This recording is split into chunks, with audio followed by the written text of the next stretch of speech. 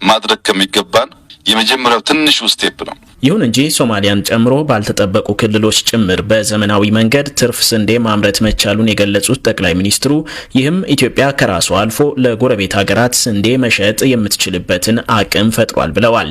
የጠቅላይ ሚኒስትሩ የማክሮ ኢኮኖሚ አማካሪ አምባሳደር ግርማ ብሩ ባደረጉት ንግግር ደግሞ ኤክስፖርት የማድረግ ውሳኔው በጥናት ላይ የተመሰረተ መሆኑን ገልጸው ኢትዮጵያ የውስጥ ፍጆታዋን ሸፍና 32 ሚሊዮን ኩንታል ስንዴ ለውጭ ገበያ የማቅረብ አቅም እንዳላትም አብራርተዋል። ይሁን እንጂ በአገር ውስጥ ባለው የስንዴ አቅርቦት ላይ በአሁኑ ወቅት ከፍተኛ እጥረት እየተስተዋለ መሆኑን ሸማቾች ይገልጻሉ።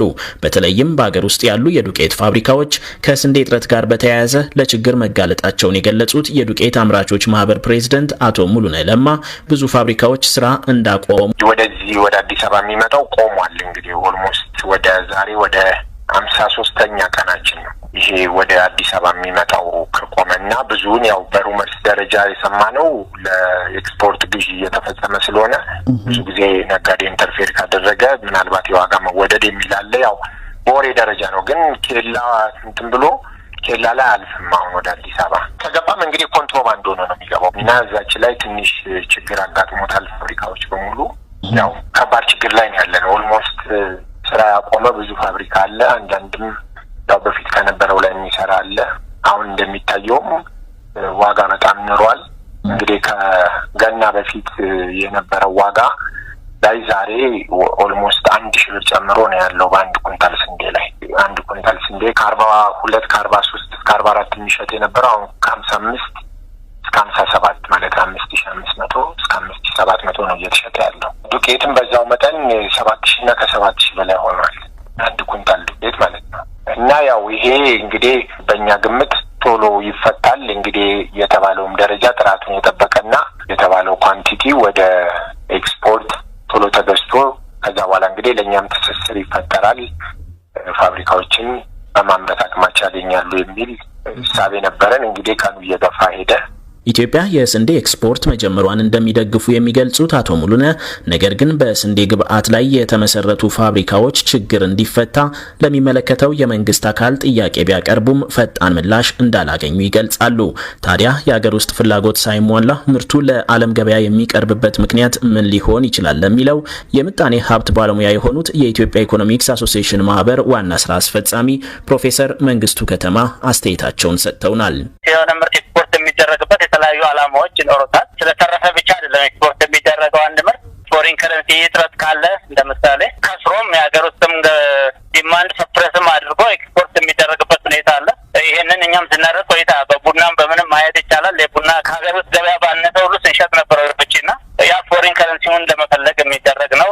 ሌሎች የዲፕሎማሲያዊ ቤኔፊቶች፣ የፖለቲካል ቤኔፊት እንዲህ አይነት ሊኖሩ ይችላሉ። ሌላኛው ደግሞ አትራፊ ሲሆን ነው። ኮምፓራቲቭ አድቫንቴጅ ሲኖራት አንድ ሀገር ከሌላ ሀገር ወዳው ለመሸጥ የምትችል ከሆነ ኤክስፖርት ልታደርግ ትችላለች። ስለዚህ በዚህ በሁለተኛው አትራፊ ሆኖ ነው ወይ የሚለውን ስናይ ስንዴን እኛ የምናመርተው ኮስት ኦፍ ፕሮዳክሽኑ በጣም ኤክስፔንሲቭ ነው። ከውጭ ማዳበሪያ እናስገባለን፣ ከውጭ ኬሚካል እናስገባለን፣ ከውጭ ነዳጅ ለማሽነሪ የሚሆን ለፋርሜሽን የሚሆን ነዳጅ ከውጭ ነው የሚገባው። ማሽነሪው ራሱ ከውጭ ነው የሚገባው። ኮስት ኦፍ ፕሮዳክሽኑ ሀይ ነው።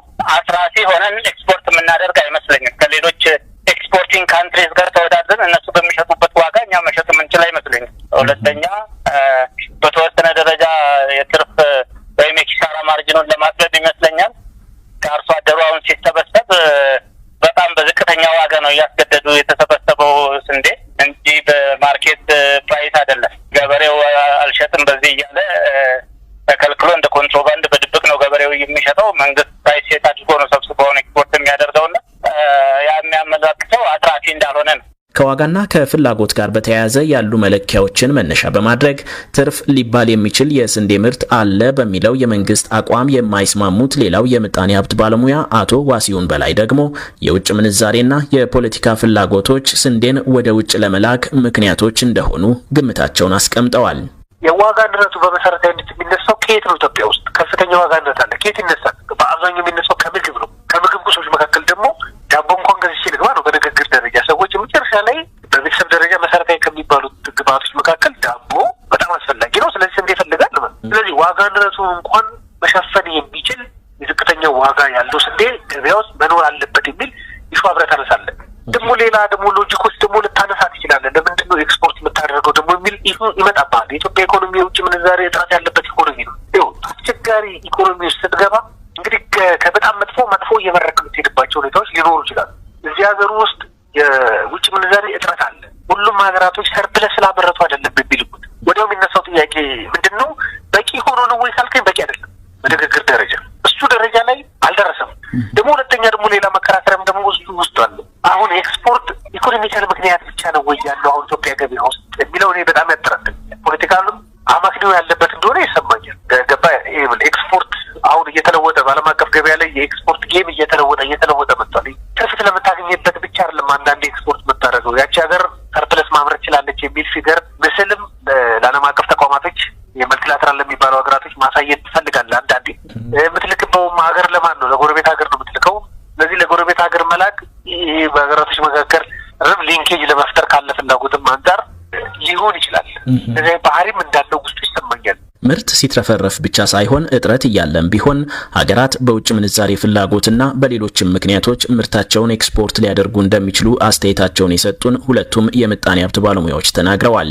ይሁን እንጂ በሽያጩ የሚገኘው የውጭ ምንዛሬ ለምን አገልግሎት ይውላል የሚለው ወሳኝ ነው። ፕሮፌሰር መንግስቱ ከተማ እንደሚሉት ፕራዮሪታይዝ የማድረግ ነገር ነው። ሀገሪቱ አሁን ለምሳሌ በስንዴው አምራቹ ወይም አሁን ያልካቸው ፋክተሪዎች እየተጎዱ ሌላ ደግሞ ከዛ ጉዳት በላይ ክሪቲካል የሆነ ለሀገራችን የሆኑ ነገሮችን ኢምፖርት ለማድረግ ከሆነ ችግር ላይኖር ይችላል። ለምሳሌ እንደነ መድኃኒት ማስገቢያ ካጣን፣ ነዳጅ ማስገቢያ ካጣን የመሳሰሉት ካሉ ከችግሮች ውስጥ መምረጥ ስላለበት የተሻለውን ችግር በዛ አይነትም ሄዶ ከሆነ ያንን ሳያውቁ መደምደሚያ ላይ መድረስ ትንሽ ይከብዳል። ሌላው የምጣኔ ሀብት ባለሙያ አቶ ዋሲሁን በላይም እንዲሁ በአገር ውስጥ ገበያ ላይ ተጽዕኖ በመፍጠር ወደ ውጭ ከሚላከው የስንዴ ምርት የሚገኘው ገቢ ምርቱን የሚያሳድግ ግብአት ላይ ካልዋለ ሌላ ጉዳት እንደሆነ ይገልጻሉ። ደግሞ የኢትዮጵያ ኢኮኖሚ የውጭ ምንዛሬ እጥረት ስላለበት ደግሞ ኤክስፖርት አድርጎ ነገር ግን ኤክስፖርት አድርጎ የሚያገኘውን የውጭ ምንዛሬ አሁንም የሌሎች መሰረታዊ ቁሳቁሶች ምርትና ምርታማነት የሚያሳድግ ሴክተር ላይ ነው ወይ የሚያሳርፈው የሚል ኢሹ ላይ ነው መከራከሪያ እንዲሆን እንፈልገው። ይሁን ኤክስፖርት አድርጎ ኢትዮጵያ 30 ሚሊዮን ኩንታል ብትሸጥ በጣም ከፍተኛ በቢሊዮን የሚቆጠር ዶላር ልታገኝበት አትችልም። ፋክት ግን የምታገኘውንም አምጥተህ የምታደርገው ምንድን ነው? የስንዴ ምርትና ምርታማነት የሚያሳድጉ ትራክተር ነው የምታመጣው? ለመስኖ የሚያገለግሉ ግብአቶችን ነው የምታመጣው? የእነሱ ምርትና ምርታማነት የሚያሳድግ ነው ወይ ብትሰራው ቀጥሎ የምታመጣው ነው በጣም መሰረታዊ ጉዳይ። ገባ ኤክስፖርት አድርገህ የምታገኘው ላይ የዚህ መኪና ከሆነ ገዝተህ የምትመጣው እሱ አዋጪ ላይሆን ይችላል። እሱ ችግር ምናምን አለ። ኢትዮጵያ ሱዳንና ኬንያን ጨምሮ እስካሁን ከ6 ሀገራት ጋር ስንዴ ለመሸጥ የግብይት ውል መፈረሟን የገለጸው መንግስት የረድኤት ድርጅቶችም ከውጭ የሚያስገቡትን የስንዴ አቅርቦት በሀገር ውስጥ ምርት እንዲተኩ ለማድረግ ስምምነት እየተፈጸመ እንደሚገኝም አመልክቷል። በደቡብ ክልል ጉራጌ ዞን ወልቂጤ ከተማ የቧንቧ ውሃ አቅርቦት እጥረት ያጋጠማቸው የከተማው ነዋሪዎች መፍትሄ እንዲሰጣቸው ለመንግስት ጥያቄ ለማቅረብ የካቲት 8 ቀን 2015 ዓ.ም አደባባይ በወጡበት ወቅት ፖሊስ በወሰደው ያልተመጣጠነ እርምጃ ጉዳት መድረሱን ዛሬ የወጣው የኮሚሽኑ ሪፖርት ያስረዳል። የኮሚሽኑ የሰብአዊ መብቶች ክትትልና ምርመራ ክፍል ክልል ዲሬክተር አቶ ኢማድ አብዱልፈታም በጥቃቱ የሰው ህይወት ማለፉና ሶስቱ ሰዎችን ለመበተን ፖሊስ ባደረገው ጥረት በሌላ መልኩ ደግሞ ሰልፈኞቹ ባደረጉት አንዳንድ እንቅስቃሴ መሀል በተወሰደው እርምጃ የህይወታቸው ያለፈ ሰዎች አሉ፣ የአካል ጉዳት የደረሰባቸው ሰዎች አሉ። እንግዲህ ዜጎች እንደ ዜጋ ድጋፍም ይሁን የተቃውሞ ሰልፍ በመውጣት ሀሳባቸውን በሰላማዊ መንገድ የመግለጽ መብት አላቸው። እንደዚህ አይነት ሰልፎች ችግሩ እንኳን ቢኖርባቸው ሰልፎቹን ለመቆጣጠር መወሰድ ያለባቸው እርምጃዎች በተቻለ መጠን ከችግሩ ጋር የሚመጣጠኑ መሆን አለባቸው። እኛ ባደረግነው ማጣራት የተወሰደው እርምጃ ከነበረው ሁኔታ አንጻር ተመጣጣኝ ያለ ነው የሚል መደምደሚያ ያላቸው ያለፉ ሰዎች ቁጥራቸው 4 መሆኑን ገልጾ ነበር። በሌላ በኩል የክልሉ ፖሊስ ኮሚሽነር አለማየሁ ማሞ የቆሰሉ ሰዎች 8 መሆናቸውን ገልጸው የነበረ ሲሆን የሰማኮም የአይን ምስክሮችን፣ ተጎጂዎችን፣ የተጎጂ ቤተሰቦችና የጤና ባለሙያዎችን በማነጋገር አሰባሰብኩት ባለው መረጃ 3 ሰዎች ጭንቅላታቸውና ደረታቸው ላይ በጥይት ተመተው መገደላቸውን ቢያንስ በ30 ሰዎች ላይም የተለያየ መጠን ያለው የአካል ጉዳት መድረሱን ገልጿል። እንግዲህ የተባለው እስከ ትናንትና ማታ ድረስ እኛ ባደረግነው ማጣራት 4 ሰው ባለበት እርግጠኝነት እኛ ያጣራነው 4 ሰው ሳይሆን 3 ሰው መሆኑን ነው። ግን ብዙ የቆሰሉ ሰዎች ስለነበሩ የሟች ቁጥር የመጨመሩ እድል ሊኖር ይችላል። በሌላ በኩል የወልቂጤ ዩኒቨርሲቲ ስፔሻላይዝድ ሪፈራል ሆስፒታል ሜዲካል ዲሬክተር ዶክተር ረቢል አሊም ጉዳት ደርሶባቸው እነርሱ ሆስፒታል ብቻ የመጡት ተጎጂዎች ቁጥር 16 እንደነበር ኮሚሽነሩ አቶ አለማየሁ እርምጃው የተወሰደው በውሃ ጥያቄ በማሳበብ አገር አቋራጭ መንገድ መዝጋት፣ ጎማ ማቃጠልና በመሰል ህገወጥ ድርጊቶች በመሳተፋቸውና ይህንን ለማስቆም በሚደረግ ሂደት ውስጥ ነው ማለታቸው ይታወሳል። ኢሰማኮ በበኩሉ የተወሰደው እርምጃ ተመጣጣኝ አለመሆኑን በዛሬ ሪፖርቱ አስታውቋል።